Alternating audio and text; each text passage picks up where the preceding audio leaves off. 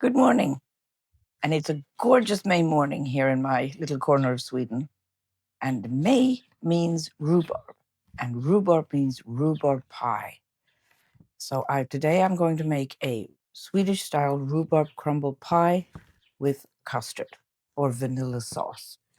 So first thing we need to do is to go to the store because I don't have any vanilla and I need some cream. Then we're going to just sneak over to the neighbors over there and see if we can steal some of his rhubarb. So once that's done, we'll get started in the kitchen. So please join me. You will need 3 egg yolks for the custard.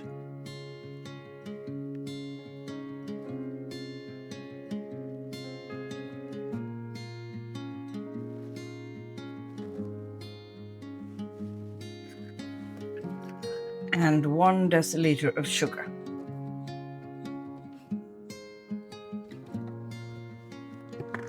Mix this together with a fork.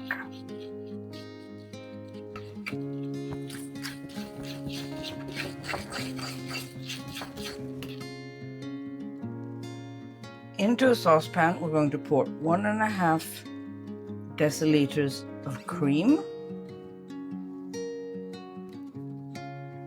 and 1.5 deciliters of milk.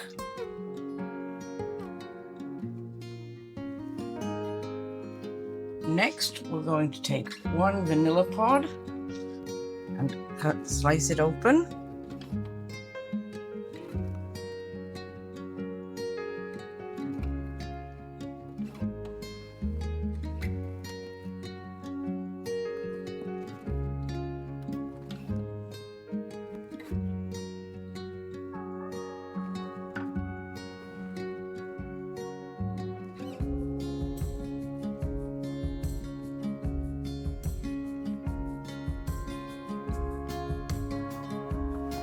And scrape out the seeds into the pan with the milk cream. And then add the pod. Bring this mixture to a boil.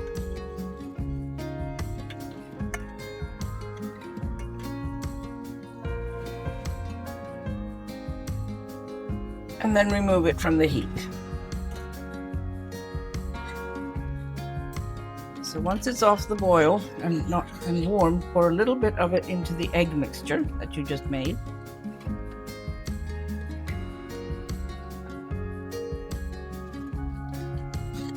And stir that around a bit.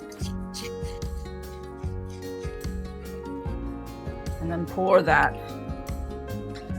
See if you can see this. And then pour that back into the pot. Now comes the tricky bit, because now we need to keep this warm on the stove and stirring constantly until it thickens. It must not boil because then it will curdle. Just a note, if you're thinking English custard, don't. This is more of a sauce than a custard. So what we're looking for is something that's fairly liquid, or whatever the term is.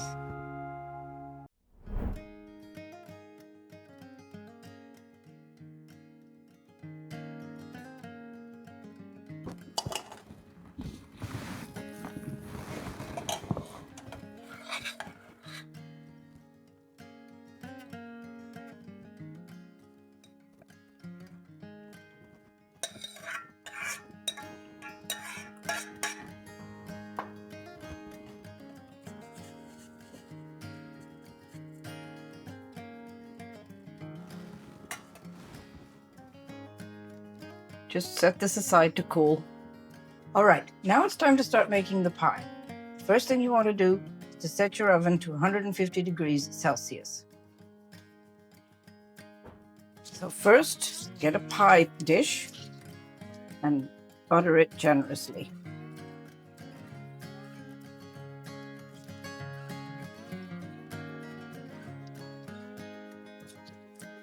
Of course, it needs to be oven-proof, but that goes without saying, I think.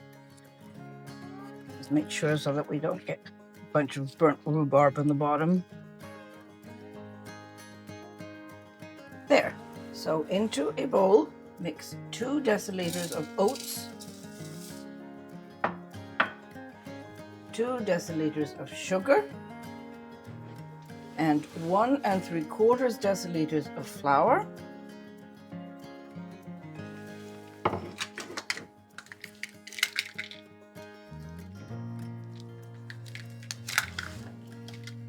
One teaspoon of vanilla sugar, or if you can't get a hold of vanilla sugar, vanilla extract will work. A 1/2 teaspoon of baking powder.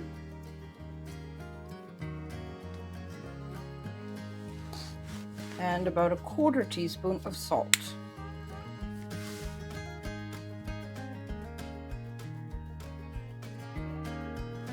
I guess that's about a 1/4 teaspoon.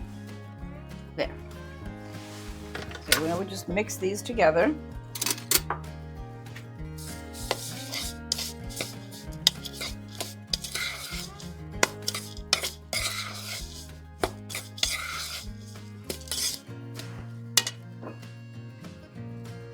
Next, you're going to want about 125 grams of butter.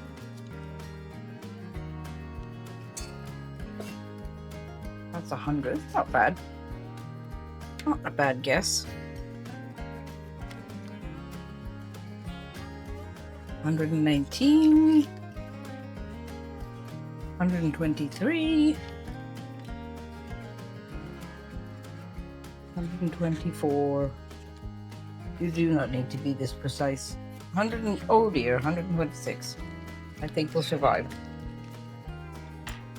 So you're going to want to melt this on the stove.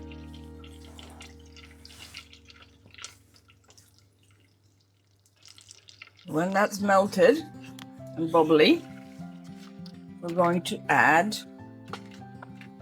a 1/2 deciliter of cream.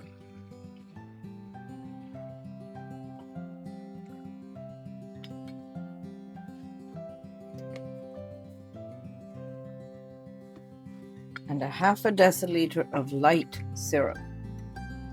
Now, I don't know if you can get a hold of light syrup where you are, but when I was growing up in both in Canada and in England, my mother would substitute golden syrup, and that works just as well. Take that off the heat. Just stir that in there.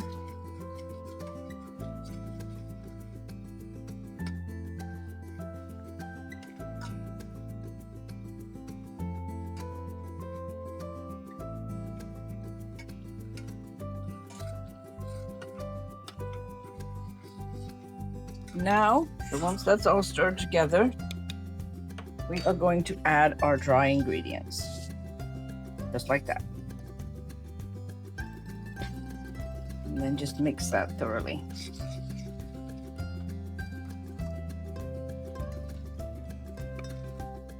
And that is the topping for our pie. And we'll just set that aside, and then we will get on with the rhubarb. You are going to need about 500 grams or I guess that's a pound of fresh rhubarb. And if some of them are really sort of thick on the ends, you might want to peel them just to get rid of that kind of woody bits on the end here.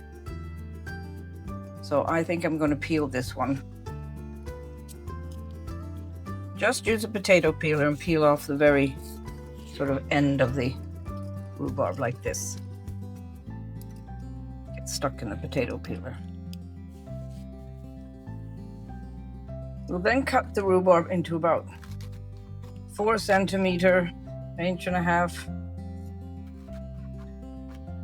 pieces like this. Makes a very interesting squeaky sound. And then we're just going to put those at the bottom of our pie dish. Just sprinkle the rhubarb into the pie dish.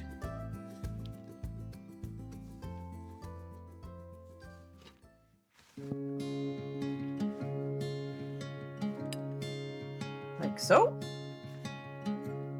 Move this a bit closer.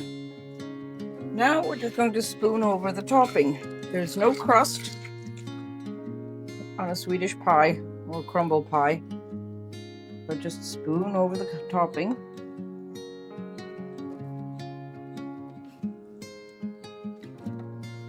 And try to spread it a bit evenly out over the entire pie.